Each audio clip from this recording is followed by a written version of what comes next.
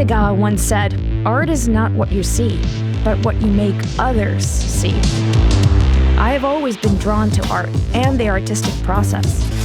I've traveled the world to see it, and while anyone can visit a museum or just walk into an art gallery, how many people have had the opportunity and excitement of visiting artists in their studios? Whether they are renowned, unknown, emerging, or overlooked, every artist offers a unique perspective and process that's worth discovering. I'm embarking on a fascinating journey to ask them, what is it that they want us to see?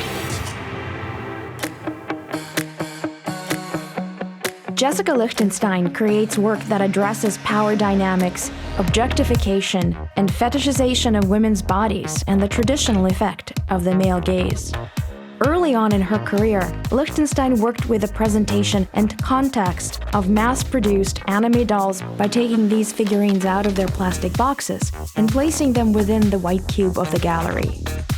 She also printed and embedded the figures within playful and sexualized environments of large-scale acrylic word sculptures. You know, I started cutting out anime figures, and I wanted to sort of take them out of the realm of pornography and put them into the old nudes and landscapes of like the 1700s, 1800s, and see if it changed your idea of like what pornography is.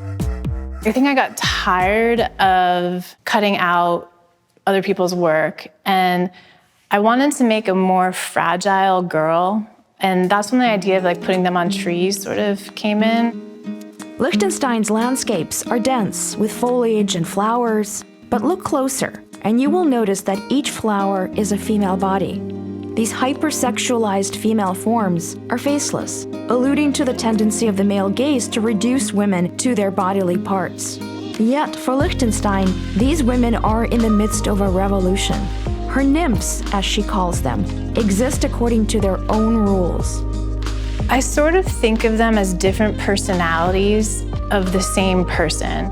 And I always use the idea like, what happens when the wind blows? Do you hold onto the tree for support? Do you let yourself jump? You know, sort of like, I'm done, yay, I'm free. Wow, oh my God. This is massive. Yeah. It's a mural. It's an entire wall. It's a mural that took 2 years. It's sort of this idea of after the storm, just the idea that Mother Nature is an ever-present force, and it's a feminine force. Yeah. And all these sort of like man-made structures are being overtaken by this sort of like feminine force. Very cool. Yeah.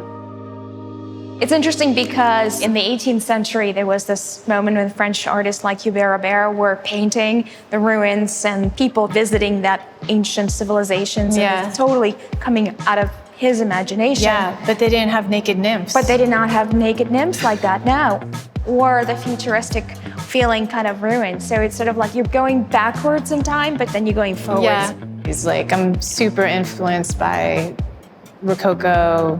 Both in the feminine, in the colors, in the kind of soft in the playful, sexual nature, but then also taking it into a modern form of digital art. So most people don't realize that you can paint in the digital world. You can draw on a tablet and it manifests on a computer screen, and it's actually like painting, and these are almost like brush strokes. Yeah, you can see the little feathery. During the pandemic, while going through her own personal struggles, Jessica originated a new body of work.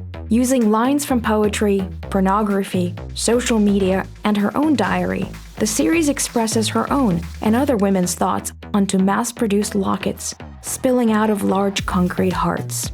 We engrave things on charms, and usually what we engrave are beautiful, aspirational words like love, peace. But instead of that, I wanted to take real thoughts. I'm carrying so many worries. Look at that photo, I have fat arm. So it's literally like kind of what women are experiencing and thinking about and worried about, all the tension in our lives.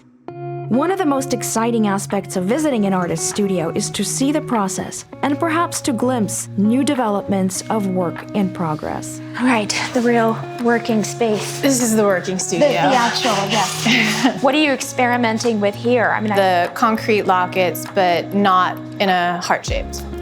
Okay, So yeah. we're moving away from the It's idea like a slab. of heart as a locket into just sort of embedded geometric forms. I love this. That was love. That was some bravery shit. So they're not always, you know, sort of soft and fuzzy and, you know, No. perfect. There's definitely angst within them as well. Yeah. And these are watches. Ah, those are the ones that could possibly still They could be ticking. possibly still be ticking. Love that. For me, your work is always evoking something natural. So in this case, that sort of lava effect or something, I mean, archaeological or even geological, and then yet the human kind maintains its presence in here. So this is so, can I see this? This is going on the wall? Yeah, this is the first time we're hanging it. Okay, we have to move a little bit towards me. And if it's flush against the wall, then you're good. It's down. Is it flush against the wall on your side? Yeah, it's down. It's on both. Oh, nice. Wow. What a change. I mean, it really looks so, it takes on an entirely new kind of perspective this way. Wow. I love this. This is a fantastic new direction, yes. There's like a lot of power to it. There's like an energy. Dude, it's fucking awesome. It's fucking awesome. You guys see it first. Wow, it's very exciting.